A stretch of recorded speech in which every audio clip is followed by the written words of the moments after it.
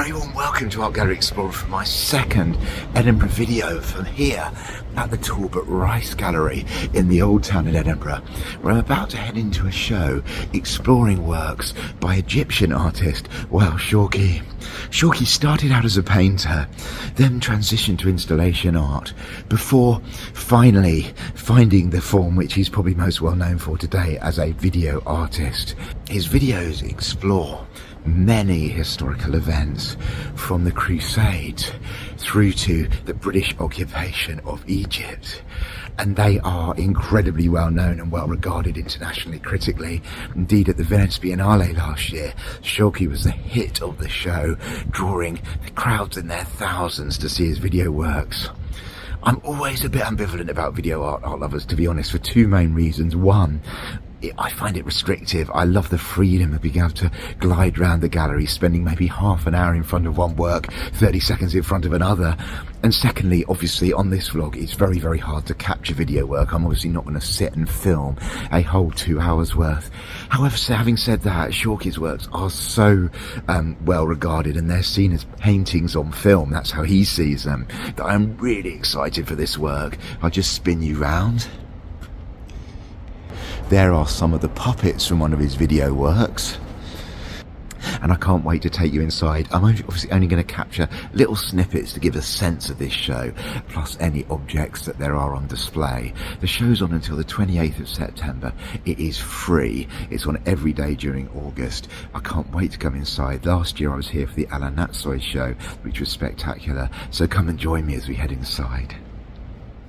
The exhibition is centered around two big, long film pieces, and I actually started in the Georgian Gallery, which, as you can see here, is set out like a cafe, quite deliberately, because of the subject matter of the film, where I viewed Shawkey's Drama 1882.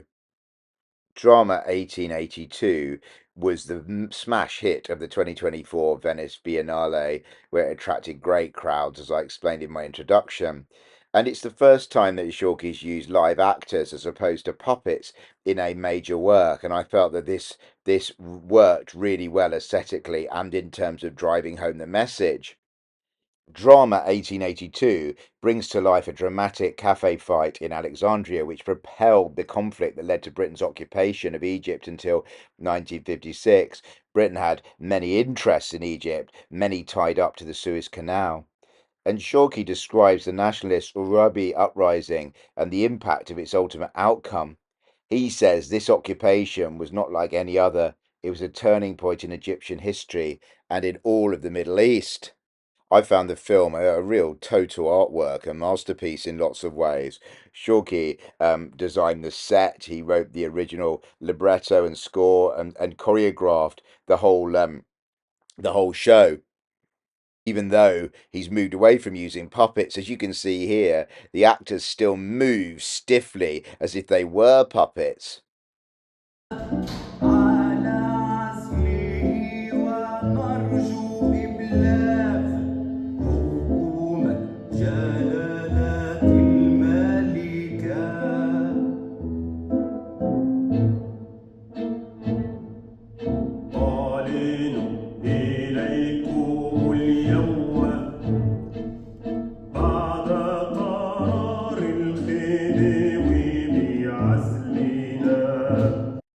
I'll talk a bit more about the work in the review, but needless to say, I found it compelling, really interesting work, and very powerful indeed. The main bit of the exhibition focuses on Shawkey's epic masterpiece, the Cabaret Crusades trilogy. And what you're seeing here is images from Cabaret Crusades 3, The Secret of Karbala, the 2015 film, which is 2 hours long and is the culmination of the trilogy, the end of the trilogy. The three films attempt to show us the crusade through Arab eyes. Across the three films, Shawkey produces a cabaret which stages the history, performed by a cast of marionettes. And in the first film, these marionettes are wooden, in the second, ceramic, and by the third film, which we're seeing, the Talbot Rice Gallery, they're made of Murano glass. As you can hopefully see here, the marionettes are works of art in themselves, and it must have taken a team of master puppeteers to breathe life into them for the third Cabaret Crusade. In the films, both Christian and Muslim characters speak in classical Arabic, and the exhibition booklet says that Shawky has chosen the lyricism of the language to evoke feeling and nuance with his own musical score, providing the cabaret soundscape. And a bit like with Drama 1882, I was left stunned by the range of Shawky's skills, because across the three Cabaret Crusades films, the music, set costumes, colour, sculpture, libretto, scenography, and installation are all conceived as parts of a whole. And they indicate that kind of painterly tradition that Shawky emerged from as a young artist. We see background drawings like this and see parts of Shawky's creative process. And it's really interesting that, from the bits of the film I saw, and I did only see about an hour of the 2 hour film, there was real nuance. Shawky was showing us from the Arab perspective that saw often Europeans as barbarians full of religious fanaticism. But he also shows that not all blood was shed in battle between Muslims and Christians. There was infighting for power within both religious camps, as there always is in these political high stakes. Shawky's only interpretation of the Crusades is as follows. These are his words. He says, "Personally, I believe that the Crusades happened for many reasons: economic, political, religious, and personal reasons. I believe that Pope Urban II really believed that the Christians were meant to regain the holy shrine of Jesus Christ. But what happened according to the historical writings is in many ways similar to what happened today. None of it happened because of people who really believed deeply in God, although the Crusaders were truly religious fanatics. It happened in the name of God, but not because of religion. It mainly happened because of political reasons and the fear of being exploited or attacked yourself." The exhibition makes clear that Shawky produced copious research for this and was particularly influenced by a 1986 book by Amin Malouf called The Crusade Through Arab Eyes. And Shawky selected two works from the collections of the University of Edinburgh, which you're seeing now, to accompany the exhibition. I'm going to leave you with a couple of excerpts from the film.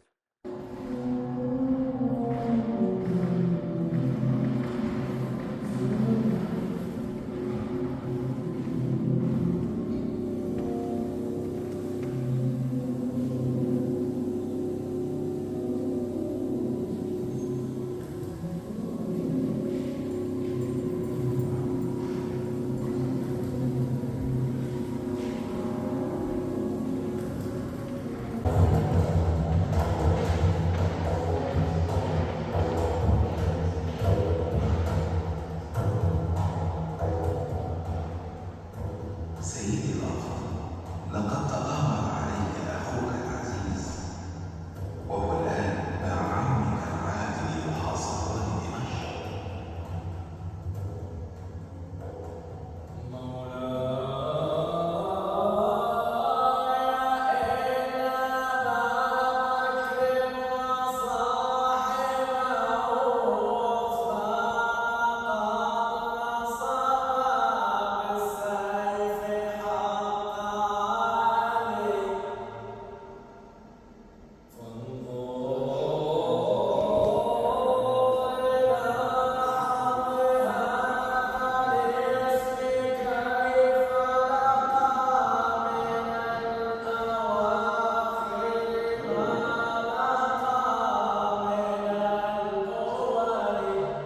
Well, I really hope that gave you a sense of the Wael Shawkey show from the Talbot Rice Gallery in Edinburgh. I know it is hard to bring you video art on, and that's why I sometimes shy away from it on this vlog. But I really wanted to cover this because this was the UK premiere of Drama 1882, a show which caused such excitement at the Venice Biennale, and I've sort of been tracking its premiering across the world, and for example in Los Angeles and in America. and has really wanted to see it in Edinburgh, and I was very glad I did. I always think about these shows in terms of the good, the bad, and the beautiful. If we start with the good, I really enjoyed seeing Shawkey's combination of artistic skills as coming together in these films. These were kind of like total artworks, really, with such skill in terms of color, in terms of movement, in terms of music and script brought together. He describes each scene as kind of like a painting on film, and I really got that. So aesthetically,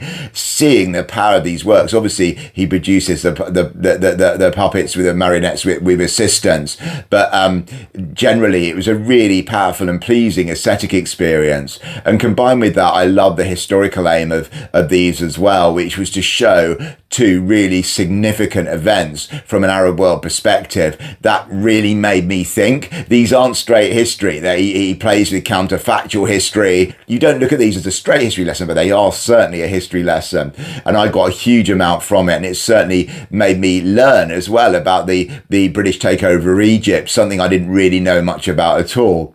So aesthetically, thumbs up. And also, I love the historical aim of these works as well. And they are masterpieces, in my opinion, of video art. So I really enjoyed that.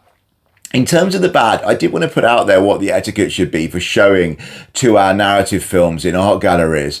There's obviously many different kinds of video art.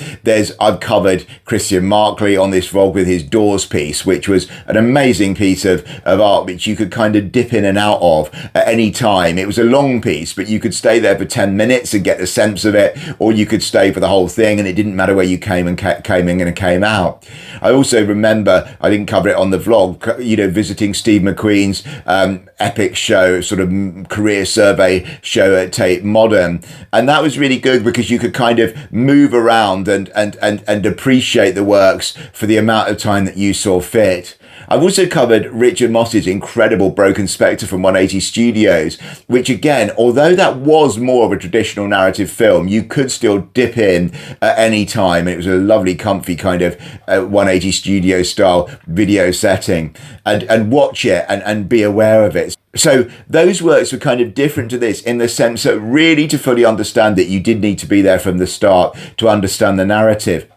And so what should galleries do with this? Should they sort of put timings when it's going to show at? Because I came in halfway through, I didn't see all of the Cabaret Crusades piece, unlike Drama 1882, because of when I came in, and I really enjoyed it aesthetically. I did obviously pick up a lot of the message around Richard the Lionheart and the kind of machinations surrounding the later Crusades. But I felt I missed out a little bit. So, is it better if these really long narrative video art works, and I do definitely think this is a work of art, as some cinema films are, is it better if they're shown in kind of cinema style settings? I could see, for example, the ICA in London, which has a cinema obviously as part of its setup, showing all 3 Cabaret Crusades works back to back, or over 3 consecutive nights, for example, and that might be a bit more comfortable. That's not a criticism of the Talbot Rice Gallery or Shawkey's amazing work.